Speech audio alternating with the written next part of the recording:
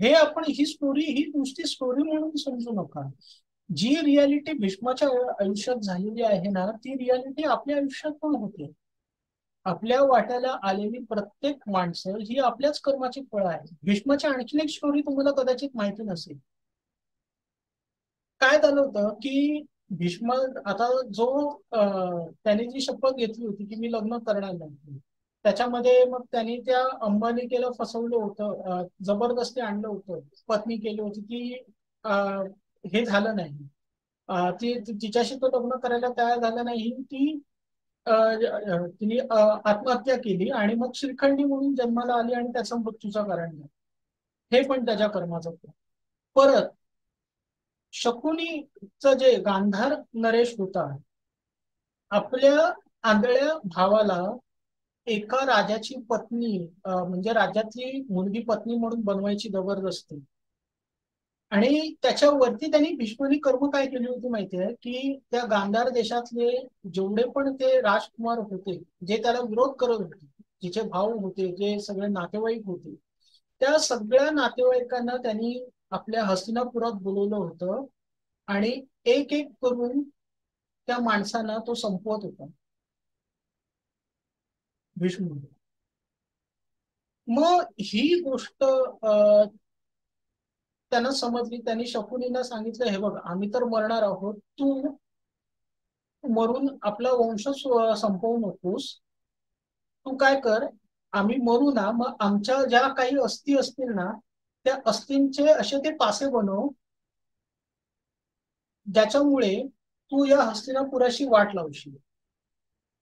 मग त्याच्यामुळे मग ते त्यांनी ते त्याचे नातेवाईक सगळे कुटुंब मेल्यानंतर त्याचं जे त्याचे भाऊ होते, वडील, आजोबा वगैरे, मामा वगैरे, सगळे त्यांचे ते अस्थीचे असे पासे बनवले आणि मग ते पासे तो आपल्या जवळ ठेवायचे. आणि मग त्याच्यावरनं त्यांनी जीव खेळलं, त्याच्यावरनं त्यांनी हस्तिनापुराची वाट लावली. जे काही आपल्या वाट्याला येत आहे ना, ते आपल्याच कर्माचं फळ आहे.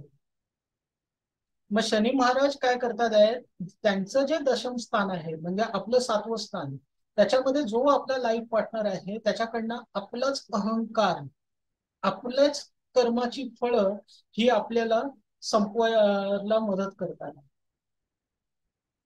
जी आपली वाईट कर्म गत जन्मात झाली किंवा या जन्मात पण आपली काही झालेली असतील, तर त्याच्यामुळे त्या गोष्टी आपल्या वाट्याला तशा येतात.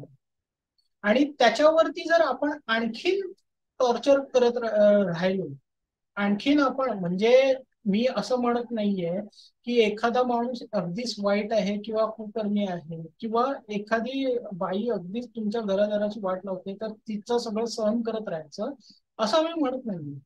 ठीक आहे, झालेलं आहे ना, ओके. तुम्ही त्याच्यापासून तुम्हाला जे काही कर्मानुसार नाही सहन होत आहे, तुम्ही सरळ वेगळे व्हा. परंतु त्याच्यानंतर सुद्धा तुमच्या आयुष्यात कोण ना कोणतरी लाईफ पार्टनर येणार असेल अथवा नसेल, किंवा त्या कर्माची जी फळं जी असतील तुमची, ती तुम्हाला भोगावीच लागणार आहे. तो फक्त त्यांनी फक्त आपला रोल प्ले करून तो निघून गेला, पुढे दुसरा येईल, मग तुम्ही त्याच्याशी परत तसं वागाल, परत तुमच्या कर्माचा त्याच्यावरती परिणाम होईल, परत तुमच्या दशम स्थानावरती, 11व्या स्थानावरती परिणाम होईल. आणि हे जर असं जर करत राहिले ना, तर मग त्याचा परिणाम कुठे जातो? 8व्या घरात जातो, जिथे मरण आहे. म्हणजे काय की आपला जो लाईफ पार्टनर आहे त्याच्याबरोबर आपण भांडतोय, त्याच्याबरोबर आपण म्हणजे तो जे काही सांगतोय त्याच्यामध्ये जे खर्च निघतात आहे किंवा जे काही आपले जी मेहनत होती आहे, जे काही आपण ते सांगतात त्याप्रमाणे नाचतोय, त्याच्यामध्ये आपल्याला मरण यातना मिळतात, म्हणजे 8 स्थान. त्याचा लाभ म्हणजे शनी महाराजांचं 11वं स्थान. जे काही इकडे आपण आपल्या लाईफ पार्टनर बरोबर कर्म करतोय त्याचे भोग आपल्याला इथे 8व्या घरात मिळतात. मग ज्यांना पण म्हणजे टेस्ट्युला म्हणजे की जे गुदद्वाराचे प्रॉब्लेम्स आहेत, मूळव्याधाचा त्रास आहे किंवा प्रोटेस्टच्या समस्या आहेत, स्त्रियांना मासिक पाळीच्या समस्या आहेत, सगळं आपण आपल्या लाईफ पार्टनर बरोबर कसं डील करतो त्याच्यावरून.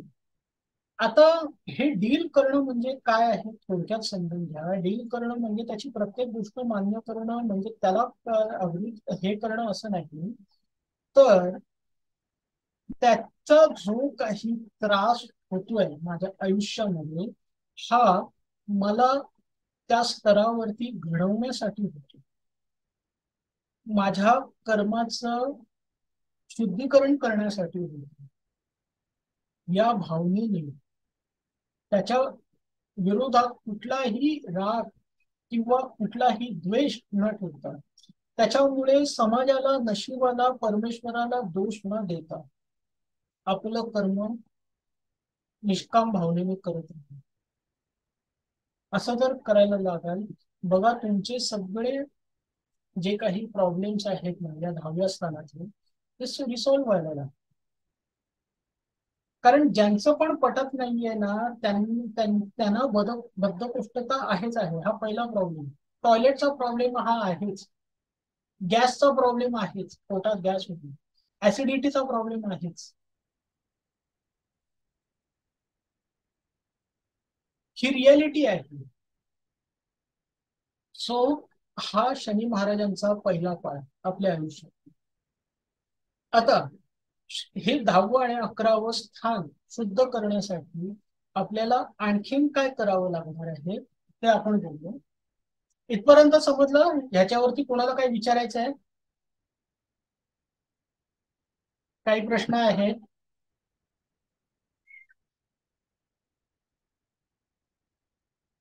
हॅलो.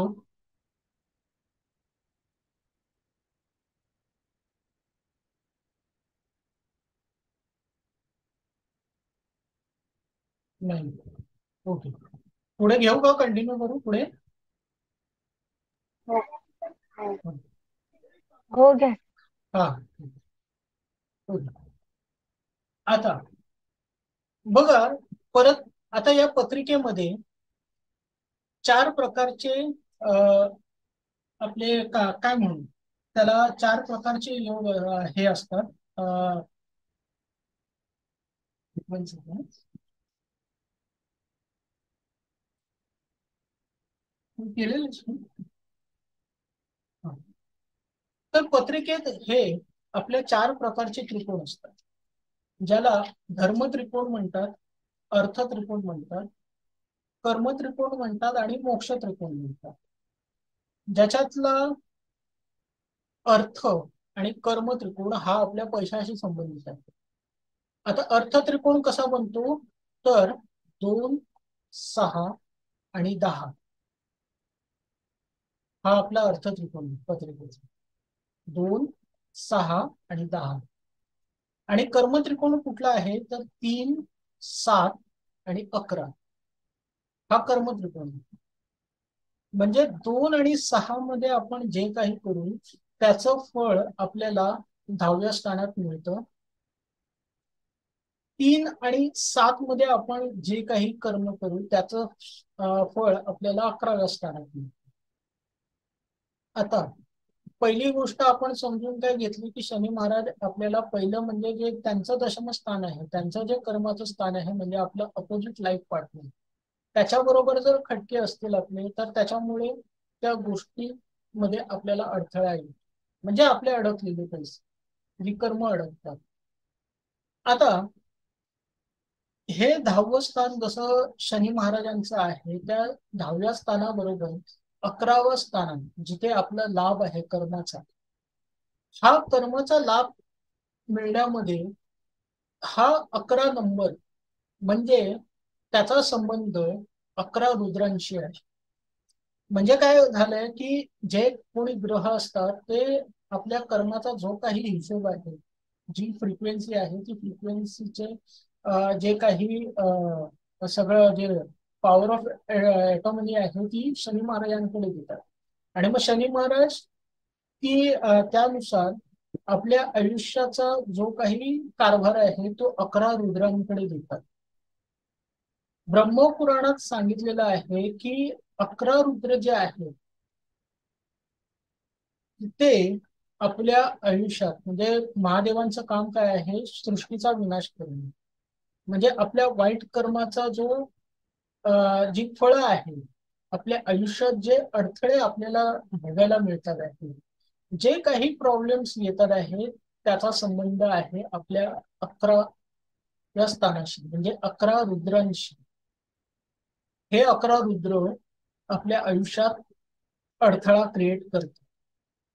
मग त्याच्यावरती उपाय काय आता बघा. प्रत्येकाला आपल्या कर्माचं फळ हवं आहे, परंतु त्याचा संबंध कशाशी आहे, 2 आणि 6शी. 2 हे धनस्थान याला म्हणालेलं आहे. धनस्थान म्हणजे काय, याचा संबंध कशाशी आहे, तर आपल्या वाणीशी आहे. काहीही झालं तरी आजपासून स्वतःबद्दल आणि दुसऱ्यांबद्दल घाणेरडं बोलणं, स्वतःबद्दल पण दुसऱ्यांबद्दल पण घाणेरडं बोलणं, वाईट बोलणं, चुकीचं बोलणं सोडून द्या शक्यतो. हा, रिस्पॉन्स देणं हे साहजिकच आहे, प्रतिक्रिया देणं साहजिकच आहे, परंतु ती गोष्ट तशीच आतमध्ये स्टोर करून ठेवणं, त्याच्यावरनं पुढत बसणं, त्याच्यावरनं तो दोष बाजूला आपल्या आयुष्यात तसाच वाढवत वाढवत वाढवत वाढवत आपलं आयुष्य व्यतीत करणं, या सगळ्यामुळे होतंय काय, की तुमच्या जे वाणीचा संबंध, ज्याचा संबंध धनस्थानाशी आहे, त्याच्यावरती परिणाम होतोय ना. 6वं स्थान जे ज्याला रिपुस्थान म्हणतात, म्हणजे जे आपल्याशी कनेक्टेड प्रत्येक गोष्टींशी आहे. आज आपल्याशी संबंधित जेवढ्या पण गोष्टी आहेत, त्या सर्व गोष्टींवरती आपलं रिफ्लेक्शन होत आहे. प्रत्येक गोष्टींबरोबर आपण वापरत असलेल्या कपड्यांपासून आपलं घर, आपल्या आयुष्यात येणारी माणसं, आपल्या नोकरवर्ग असेल, जिथे आपण काम करतोय आहे, आपल्या आजूबाजूचा निसर्ग, प्रत्येक गोष्टीला आपण ज्या पद्धतीने रिस्पॉन्स देतोय ना, त्याचं रिफ्लेक्शन आपल्या कर्मस्थानामध्ये होतो, निर्माण होतोय. म्हणजे हा अर्थ त्रिकोण बनतोय, 2, 6 आणि 10.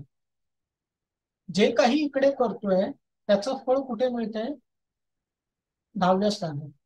हे म्हणजे सरस्वती, गणपती आणि लक्ष्मी. आपल्या देवघरातला फोटो बघता ना, 2 म्हणजे काय, वाणी म्हणजे काय, आपली सरस्वती.